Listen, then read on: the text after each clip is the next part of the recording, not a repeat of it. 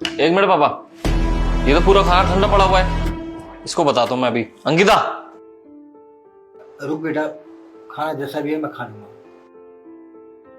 हाँ बोलो राहुल, आपने बुलाया? अरे नहीं बहू, राहुल ने तुझे नहीं बुलाया था, मैंने बुलाया था।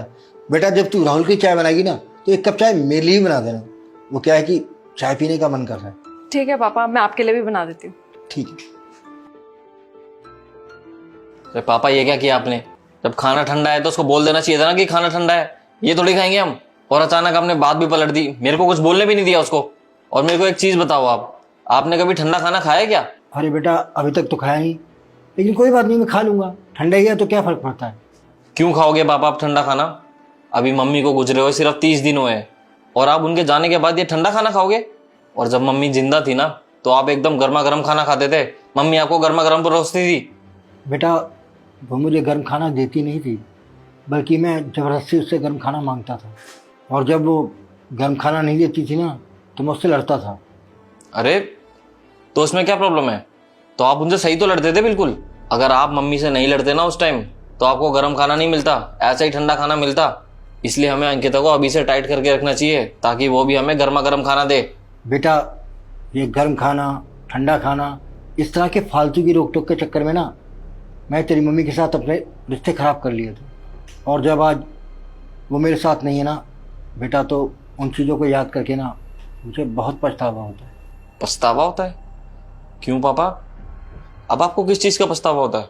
बेटा एक पति पत्नी का जीवन ना बहुत प्यारा होता है, हंसी खुशी के साथ जीने का, एक दूसरे के साथ साथ निभाने का।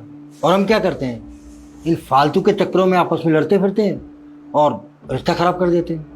बेटा तुझे पता है तेरी माँ बहुत अच्छी थी, बहुत मेहनत से काम करती थी, सब कुछ अच्छा था, लेकिन मेरी आदत थी मैं उसके अच्छे से अच्छे काम में भी कमियां निकालता रहता था। बेटा मैं छोटी छोटी बातों पर उसे टोकता रहता था, यहाँ तक कि उसके मायके वालों को भी भला बुरा कहता रहता था। इसलिए बेटा तेरी माँ ना बहुत दुखी रहती थी। वो मुझसे कई बार कहती थी कि मुझे जो भी भला बुरा कहना है कह लिया करो, लेकिन मेरे घर वालों को मत कहा करो। लेकिन मैंने नहीं माना, मैं हमेशा उसके घर वालों की बेइज्जती करता रहा। अब बेटा तेरी माँ तो हमारे बीच रही नहीं, अब खाली बेटा बस ये देख रहा हूँ कि जो गलतियाँ कभी मैंने तेरी माँ के साथ की थी तू भी वही दोहरा रहा है। तू भी बहू के साथ अच्छा व्यवहार नहीं करता, उसके माता पिता को भला बुरा कहता रहता है, बात बात पर टोकता रहता है और हर काम में कमियां निकालता रहता है। अंकिता क्या है ये सब?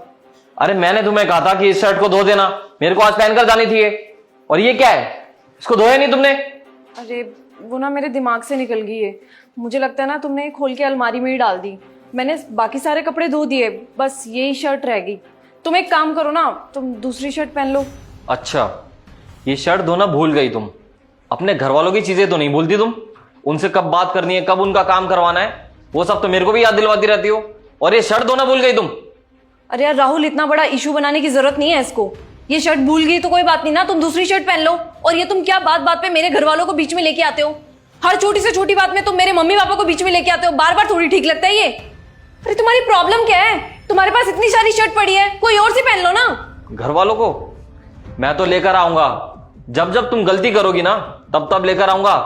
और अगर तुम नहीं चाहती ना कि मैं तुम्हारे घर वालों को बीच में लेकर आऊं तो अगली बार से कोई गलती नहीं होनी चाहिए। पकड़ो इसको।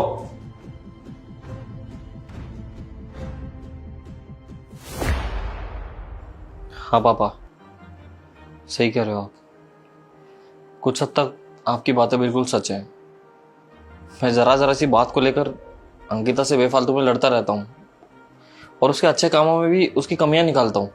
हाँ बेटा, इस जिंदगी का क्या भरोसा, अब तो खुद ही देख ले। तेरी माँ एक झटके में हम सबको छोड़कर चली गई और आज जब वो मेरे साथ नहीं है ना तो मुझे पछतावा होता है। मैं याद करके सोचता हूँ कि जो टाइम मैंने उसके साथ हंसी खुशी से बिताना चाहिए था वो मैंने लड़ाई झगड़े में बिता दिया। बस बेटा इसलिए तुझे समझा रहा हूँ कि बहू की कदर करना सीख। देख वो घर का कितना काम करती है और हम दोनों का कितना ख्याल रखती है। और अगर उससे काम के समय कोई छोटी मोटी गलती हो भी जाती है तो उसे हमें नज़रअंदाज करना चाहिए, ये नहीं कि छोटी छोटी बातों पर हमसे टोकें या उसके साथ झगड़ा करें। बेटा मैं देख रहा हूँ कि बहू जब भी कोई अच्छा काम करे तो तू उसकी तारीफ नहीं करता, लेकिन उससे जरा सी भी गलती हो जाए तो तू बात का बतंगड़ बना देता है, उसे बेमतलब सलाह देता है, यहाँ तक कि उसके घर वालों की बेइज्जती करने से भी नहीं चूकता। बेटा, जो गलतियाँ कभी मैंने की थी ना, अब तुझे नहीं दोहरानी चाहिए।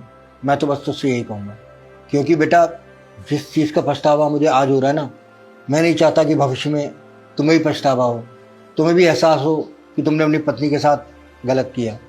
तो इससे अच्छा यही है ना कि खुश रहो और एक दूसरे में अच्छाइयाँ ढूंढो, कमियाँ मत निकालो, ताकि जब तुम भी कभी मेरी तरह बूढ़े हो तो तुम्हें पछतावा ना हो और तुम उस वक्त भी अपने अच्छे वक्त को याद करो। हाँ पापा, आपने बिल्कुल सही कहा। हम इंसान है ना, छोटी मोटी गलतियों में खामियां निकालते हैं, ये नहीं देखते कि जो काम उसने अच्छा किया है उसके लिए उसकी तारीफ भी बनती है। लेकिन नहीं, हम सिर्फ कमियां ही ढूंढते रहते हैं इंसान में।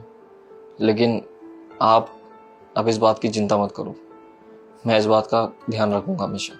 क्योंकि बेटा कभी कभी छोटी छोटी लड़ाइयाँ ना इतनी बड़ी हो जाती हैं कि रिश्ता टूट भी सकता है, और मैं नहीं चाहता कि कभी ऐसा हो, क्योंकि अगर ऐसा हुआ तो तुम्हें बहुत पछतावा होगा कि तुमने ऐसा क्यों किया। क्योंकि बेटा जब पछतावा होता है ना तब हाथ में कुछ नहीं होता, जब समय हाथ से निकल जाता है ना तब बीती हुई गलतियों को सुधारा नहीं जा सकता।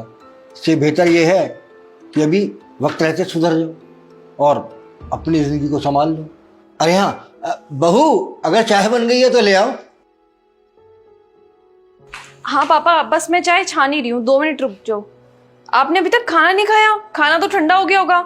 कोई बात नहीं, मैं काम करती हूँ, खाना फिर से गर्म कर देती हूँ। लो। अरे नहीं नहीं, कोई बात नहीं, खाना ठंडा हो गया तो क्या हो गया, तुम इतने प्यार से बना के लाई हो, हम खा लेंगे। ठीक है, मैं चाय लेके आती हूँ।